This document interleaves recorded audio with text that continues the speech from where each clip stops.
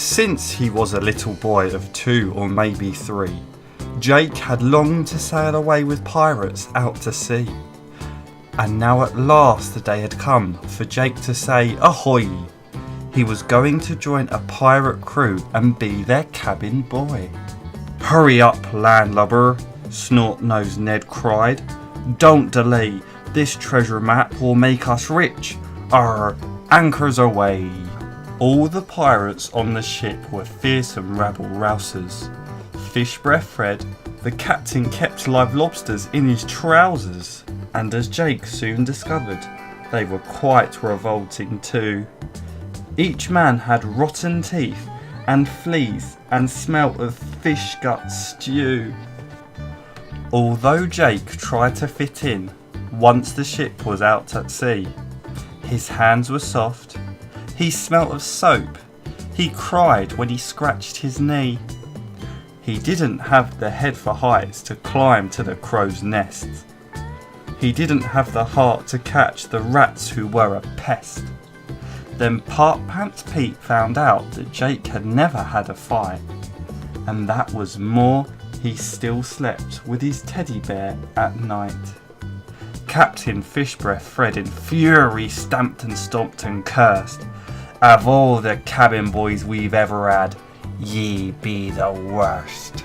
Then one night Jake asked, "Please tell me, who's your figurehead?" "It's giant jelly jaws to scare our foes," Long John Jim said. The crew drank fizzy pirate pop and burped and shared their tales of the grisly, gruesome sea monster the size of 7 whales. "It stings just like a jellyfish and bites just like a shark. It can smell you from 10 miles away and see you in the dark. It sucks in massive gulps of air and does the loudest burps. It can swallow pirate ships like this down whole in just 2 slurps." Next morning, Butt-Beard Bob woke all the pirates up with a yell. He'd seen another Jolly Roger high above the swell. "Shake a leg, me hearties, get your PJs off for starters. A scurvy bunch of boil rats wants to have our guts for garters." The whole crew jumped straight to it, getting ready for a fight. Except for Jake, who hid behind some kegs of pop in fright. The other pirates soon arrived and caused a huge uproar. "Give up ye treasure map, ye grubs, or be prepared for war." Captain Fishbreath Fred stood firm and snorted in disgust. "This treasure map is ours, so brace your britches, fight we must." Both sides fought hard and dirty, using brawn and brain and muscle. But in the end, the other team of pirates won the tussle. Shiver me timbers, mateys, the situation stank. Without some kind of miracle, our boys would walk the plank.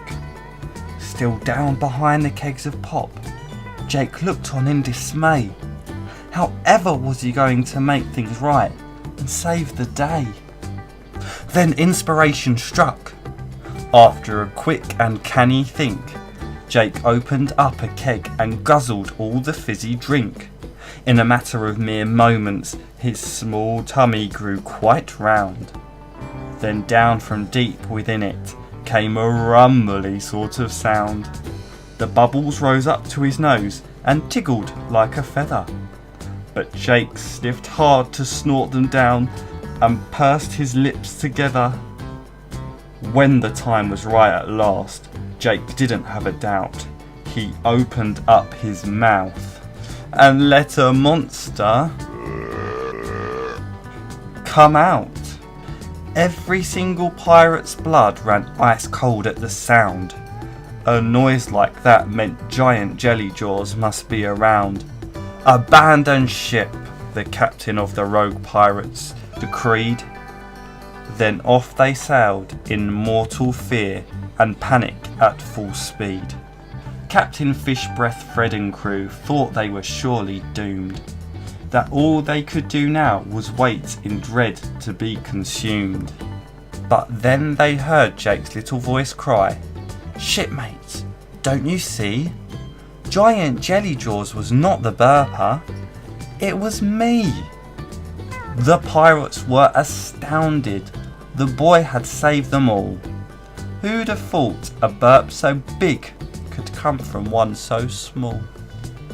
Much manly hugging later, and a secret tear or two, the pirates checked their map once more and sailed off through the blue. When they reached the island, Bogey Bill soon found a spot. The X marked on their map where they should dig for the jackpot. The pirates were so happy that their quest was at an end. They shared a hot fish finger feast and praised their newfound friend. "Bert boy Jake, you saved us all and helped us find this chest. Of all the cabin boys we've ever had, ye be the best."